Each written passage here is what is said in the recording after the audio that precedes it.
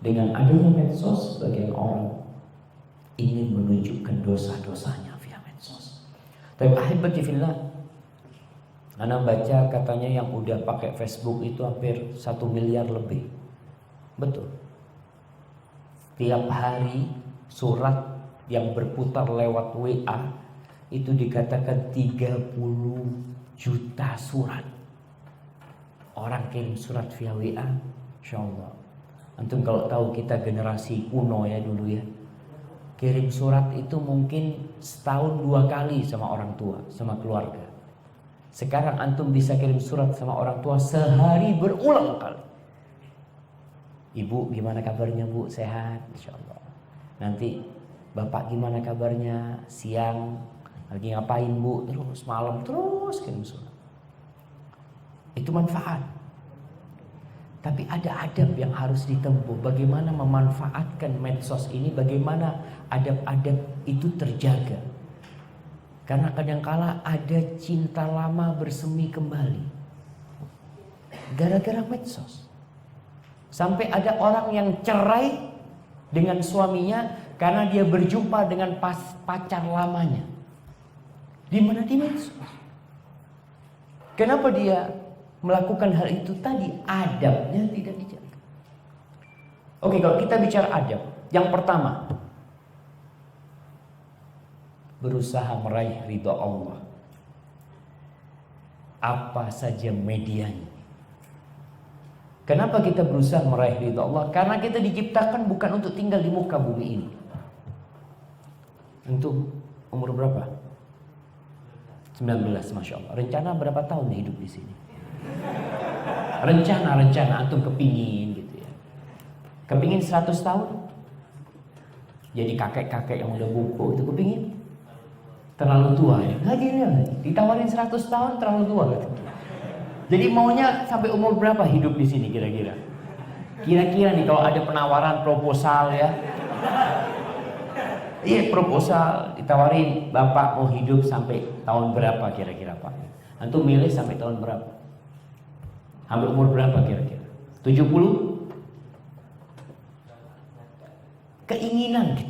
Keinginan antum tadi ngomong 100 terlalu tua. Kira-kira berapa? Antum lihat umur berapa sih orang itu masih sehat? Jadi 50 tahun mau mati antum. Nah, tapi kita lihat sendiri. Orang kalau sudah umur 70 tua renta. Kadang kalau sudah mulai nyusahkan keluarganya, nyusahkan anaknya, dan Rasul sallallahu alaihi wasallam berlindung kepada Allah, wa a'udzubika an urda ila ardhil umur.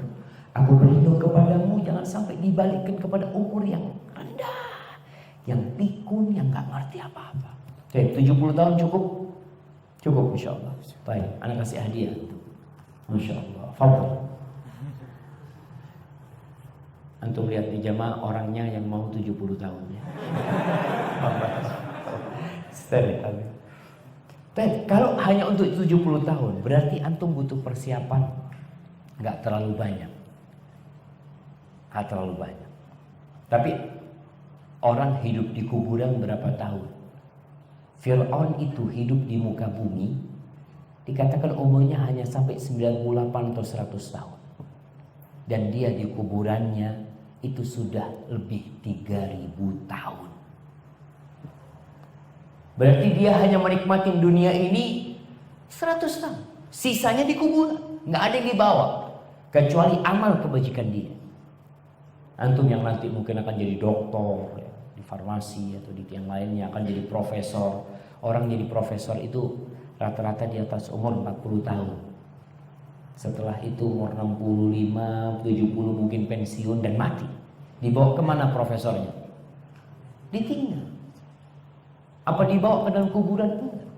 Maka adab pertama ketika kita menggunakan medsos mencari ridha Allah Subhanahu wa taala. Cari ridha. Allah mengatakan wa ma khalaqtul jinna wal insa illa liya'budun. Tidaklah aku menciptakan bangsa jin dan manusia kecuali untuk beribadah. Dan tadi kita ini bukan penduduk bumi. Kita ini makhluk asing di bumi. Karena kita penduduk mana aja? penduduk surga. Bapak kita tuh Adam di surga, bukan di sini ditaruh. Beliau diturunkan dari surga, diasingkan. Kita ini di pengasingan berarti. Diasingkan dari surga ke muka bumi ini, dan ada kesempatan untuk balik. Ada kesempatan untuk balik bagi orang yang mencari ridha Allah Subhanahu wa taala. Maka tatkala antum daftar medsos, mungkin nanti ke depan ya, karena yang bikin ini orang-orang non muslim kebanyakan medsos, mungkin bisa ditambah nanti kalau ada di antara antum yang bikin medsos sendiri, ketika daftar dikasih di bawahnya itu tulisan niat apa. Jadi niatnya itu mau ngapain? Dan itu tertulis sebenarnya oleh malaikat Allah, walaupun tidak tertulis di sana. Kita kadang-kala mau buka rekening atau macam-macam, ditanya mau bikin apa rekening ini. Begitu pula tatkala kita mendaftar di medsos, kita perlu pasang niat ini, innamal a'malu binniyat. Yang kedua, semua yang ditulis itu adalah amanat dan tanggung jawab. Semua yang ditulis amanat dan tanggung jawab. Tidak ada satupun ucapan kecuali ada malaikat yang mencatat. Sekarang antum nyatat sendiri. Antum nyatat sendiri. Ma yalfidhu min qawlin illa ladaihi raqibun atid. Tidak ada satupun yang keluar dari lisan kecuali di situ ada malaikat yang mengawasi dan mencatat. Sekarang antum sudah mencatat sendiri. Yang bakal antum bawa nanti ke hari kiamat, yang akan ada di timbangan antum itu udah antum catat. Pada suatu hari antum tulis temennya, hei kau bodoh. Umpamanya dia menulis itu akan jadi apa? Ini catatanmu sendiri. Bukan malaikat lagi yang nyatet, tapi dirimu sendiri yang mencatat.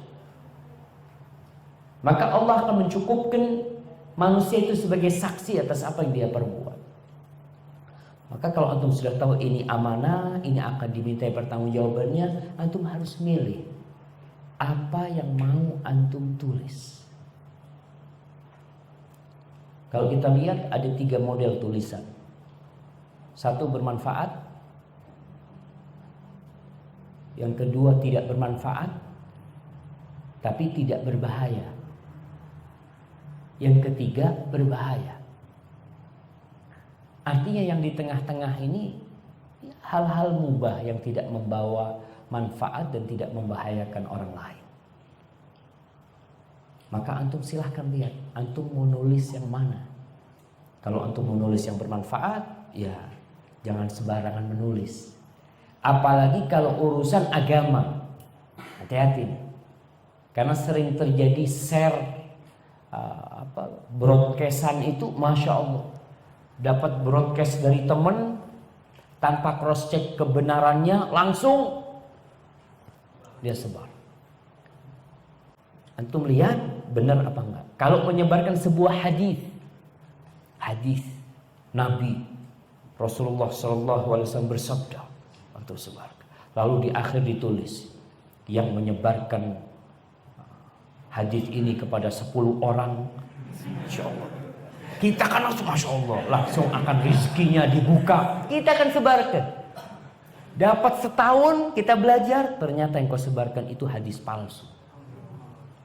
Tapi udah setahun berputar itu dari kamarnya orang ke kamarnya orang, kemana lagi, baru nanti sampai kita lagi, ya Allah ini dulu yang Anda sebarkan 1 tahun yang lalu, sekarang balik ke dia. Dan itu terjadi.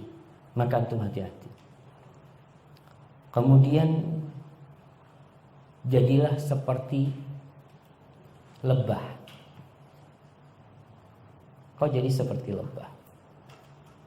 Medsos ini kan banyak ya. Teman-teman antum juga banyak. Lebah itu tidak akan mengambil sesuatu kecuali yang baik. Dan lebah itu memberikan yang baik pula. Masa kita kalah sama lebah? Lebah itu dia berangkat cari bunga-bunga, dia nggak akan ke kotoran. Antum nggak akan ketemu lebah itu di kotoran, nggak ada. Yang di kotoran itu lalat. Dan yang diberikan lalat itu cari yang kotor dan memberi kepada manusia yang kotor pula. Bakteri dan macam-macam. Tapi antum jadilah seperti lebah. Antum berikan yang manis-manis buat orang dan antum ambil dari bunga-bunga. Dan lebah itu di antara bunga-bunga pun dia milih. Masa kita nggak bisa milih? Lebah nggak dikasih akal, kita dikasih akal. Tapi tentunya kadangkala kita benar nggak tahu mana yang baik dan yang buruk. Kenapa kok nggak tahu? Nggak pernah belajar kita. Kita nggak tahu. Oh ternyata ini nggak benar. Setelah belajar baru dia paham. Kemudian jangan sampai medsos ini menjadi sarana hilangnya keikhlasan kita. Kita awalnya ikut kajian gak ada yang tahu. Dengan ada yang medsos sedang kajian bersama Ustaz Syafiq. Bisa riak antum. Nah, bisa riak gara-gara medsos. Maka ternyata iman medsos ini seharusnya jadi sarana kebaikan, ternyata malah dia sebagai penjagalan keikhlasan seorang hamba. Kita ini kajian nih tidak akan diterima kecuali apabila ikhlas lillahi ta'ala. Kita nuntut ilmu karena itu. Maka perhatikan, antum pakai medsos yang bermanfaat. Kalau mau men-share, yang di-share itu bukan foto antum lagi kajian. Tapi yang di-share itu ilmu dari kajian itu. Antum share. Alhamdulillah anak habis datang kajian. Gak perlu antum ngomong habis kajian. Ada beberapa manfaat yang anak ingin berbagi dengan antum. 1, 2, 3, 4, 5 bagi sama orang. Mudah-mudahan dengan cara seperti itu Allah akan menjaga keikhlasan kita. Sebagian orang itu ingin haji atau umroh tidak diketahui orang kampung. Caranya gimana? Berangkat via Jakarta. Orang kampungnya nggak ada yang tahu. Mau kemana Pak? Mau ke Jakarta. Masya Allah. Kapan balik? Ya agak lama sih. Dia akan menjaga keikhlasan. Sampai depan Ka'bah foto. Lalu di-share di Facebook. Loh, Bapak katanya ke Jakarta kata dia. Oh iya. Maaflah, Anda sebenarnya tidak ingin menyebarkan hal itu. Itu orang-orang lah yang menyebarkan untuk menjaga keikhlasannya. Hati-hati. Baik. Yang selanjutnya yang perlu diperhatikan, ada sebuah kaidah dalam mustalahul hadis. Orang yang tidak kita kenal itu tidak bisa kita berteman dengan dia sembarangan. Di medsos kan antum nggak tahu dengan jumlah temannya 5.000. Antum kan nggak tahu teman antum ini kayak apa. Karena Rasul Shallallahu Alaihi Wasallam mengatakan, al-mar'u ala dini khalilihi. Orang itu ikut agama dekat, ikut agama teman dekatnya. Kalau antum berteman dengan orang yang suka ke masjid, antum akan diajak ke masjid. Antum kalau berteman di medsos itu dengan orang yang suka datang kajian, antum akan dapat manfaat kajian. Tapi kalau antum berteman dengan orang yang suka nonton film, kira-kira yang di-share sama dia apa? Ada film baru nih. Maka antum pilih. Tidak semua teman yang ingin bergabung antum terima. Karena ini jadi masalah, sebagian orang itu ingin followernya banyak. Dia nggak ngurus siapa aja follower dia. Yang akhirnya masuk ke tempat dia sesuatu yang tidak bermanfaat. Maka antum milih teman itu. Apalagi nih kalau cewek. Apalagi kalau yang mahasiswa lihat yang mau ikut ternyata perempuan ada fotonya. Masya Allah. Yang ini mah tafadhol. Tafadhol kata dia. Dia terima. Dan yang akhwat juga kayak gitu kadang-kala. Ada apa kok harus berteman dengan ikhwan-ikhwan? Apa manfaatnya?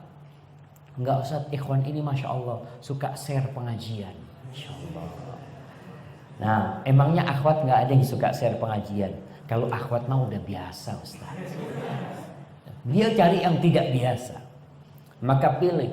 Bahkan seorang wanita berusaha untuk lebih menutup dirinya. Kecantikan wanita itu ada di rasa malu dia. Kecantikan wanita. Dan wanita yang tertutup jauh lebih berharga daripada wanita yang terbuka. Jadi kalau ada seorang wanita punya Facebook, tafadhol, nggak apa-apa. Tapi ingat, temannya semua perempuan dan semua yang baik. Dipilih. Jangan sampai anak rusak.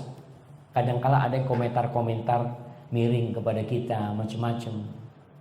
Akhirnya kita sini jadi tidak nyaman.